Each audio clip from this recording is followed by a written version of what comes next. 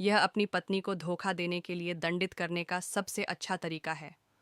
पति ने बिना किसी हिचकिचाहट के अपनी पिस्तौल उठाई और उसके सिर पर वार किया। पत्नी तुरंत भाग जाना चाहती थी, लेकिन पति ने उसका हाथ कस कर पकड़ लिया था। वह गहरी निराशा में पड़ गई और केवल आकाश की ओर मदद की गुहार लगा सकी। उसे उम्मीद नहीं थी कि यह उसके पति की बदला लेने की योजना की एक प्रस्तावना थी। सही और गलत की इस जगह को जल्दी से छोड़ने के लिए उसने जमीन पर पिस्तौल उठाई, लेकिन पाया कि उसके पास अपने पति के शरीर को खींचने और साफ कपड़े पहनने के लिए तैयार होने के अलावा कोई विकल्प नहीं था। हालांकि उसने पाया कि कमरे में उसके द्वारा पहनी गई शादी की पोशाक के अलावा कुछ भी नहीं था। इसी तिजोरी की वजह से उसकी जान चली गई। उसने अपनी शादी की पोशाक ऊपर उठाई और दरवाजे के बाहर मदद मांगी। महिला सावधानी से अपने पति के साथ सीढ़ियों से नीचे उतरी और आखिरकार दरवाजे तक पहुंच गई।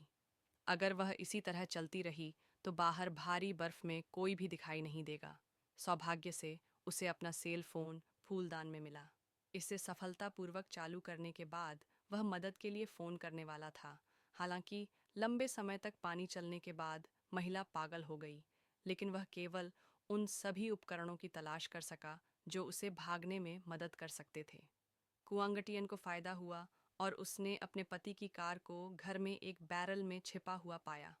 अंततः उसे बचा लिया गया, लेकिन कार अगले दरवाजे पर गैरेज में खड़ी थी। उसे गैरेज तक पहुंचने के लिए अपने पति के शरीर को गहरे खून और बर्फ के बीच से घसीटना पड़ा। हालांकि इस समय महिला को ठंड और चुभन महसूस हो रही थी, लेकिन उसने अपनी तरफ से पूरी कोशिश की और आखिरकार उसे उसका पति मिल गया।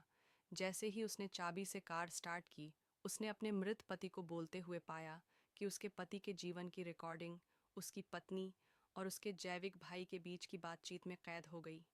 हालांकि कार में गैसोलीन पहले ही खत्म हो चुका था और कार का निकलना असंभव था। यहाँ के लोगों को पता था कि वे गंभीर रूप से प्रतिशोध लेना चाहते थे और उसे इतना जाने नहीं देंगे। जन्म देने के बाद भी महिला केवल अपने चेहरे पर लगे खून को साफ करने के लिए डाबिये में जा सकती थी। इस समय दर्पण ने उसके पति द्वारा उसे दिया गया एक सगाई का उपहार दिखाया। ऊपर की मंजिल पर एक और दरवाज़ा फंस गया और वह पूरी तरह से ढह गई। इसका उपयोग न करें, यह सब बस अंडा है। व्यक्तिगत रूप से यदि आप मुझे तुरंत रोकते हैं तो मैं आपको सबसे धर्मी व्यक्ति कहूँगा। इस समय शाई को याद आया कि जो व्यक्ति दरवाजे पर आया था वह लाओ के और लाओ हेई थे, जिन्होंने उससे जानकारी चुराई थी। वह जानता था कि यह भी पति की अग्रिम व्यवस्था थी। जब लाओ हेई ने अपने समलैंगिक मित्र की लाश देखी तो वह तुरंत सब कुछ समझ गया। यह पता चला कि उसके पति की कंपनी को भ्रष्टाचार से लाभ हुआ था और अंत में बॉस की गलती थी। फिर उसने आत्महत्या कर ली और धीरे धीरे अपनी धोखेबाज पत्नी को प्रताड़ित किया। जैसे ही वे परिवार को नष्ट करने वाले थे, दो अयोग्य मेहमान आए। उन्होंने पूरे रास्ते लाओ का पीछा किया। लाओ फी ने ज्यू मेई को जल्दी से छिपने के लिए कहा। दूसरे पक्ष ने दावा किया कि वह यहाँ एयर कंडीशनर की मरम्मत के लिए आया था और लाओ हेई को 500 अमेरिकी डॉलर का भुगतान किया, इसलिए उसने उसे जल्दी से जाने के लिए कहा। एक अन्य व्यक्ति भी कार से बाहर आया और बिना कुछ कहे लाओ पर चाकू से हमला कर दिया। पता चला कि दोनों व्यक्तियों को उनके पतियों ने भेजा था। जब तक वे इस जोड़े को मारते हैं, वे तिजोरी में लाखों डॉलर के हीरे ले जा सकते हैं। सौभाग्य से उन्हें ज्याओमी नहीं मिली, लेकिन उन्हें जमीन पर खून की एक लंबी रेखा मिली। ज्याओमी ने अपने पति को गोदाम में खींच लिया था और अंदर तेज नाव के बाल पाए थे। उसने अपने पति की बांह को जोर से पीटा और अपने हाथों से भागना चाहा, लेकिन हुआंग माओ ने झू का पीछा करते हुए तुरंत दरवाज़ा खोला, अंदर छिप गया और हुआंग माओ ने उस पर ध्यान नहीं दिया। फिर वह जांच करने के लिए सावधानी से आगे बढ़ा। जैसे ही उसने अपने नियोक्ता का शव देखा, वह इतना भयभीत हो गया कि उसने उस पर पेशाब भी कर दिया। उसने पहले अपने सहकर्मी को बुलाया और कार चलाई, लेकिन उसी समय ज्यूमेई का कोई निशान नहीं मिला। उसने जमीन पर पैर की उंगलियों और मूंछों को देखकर अनुमान लगाया कि ज्यूमेई नाव के नीचे छिपी हुई थी। राहत मिली।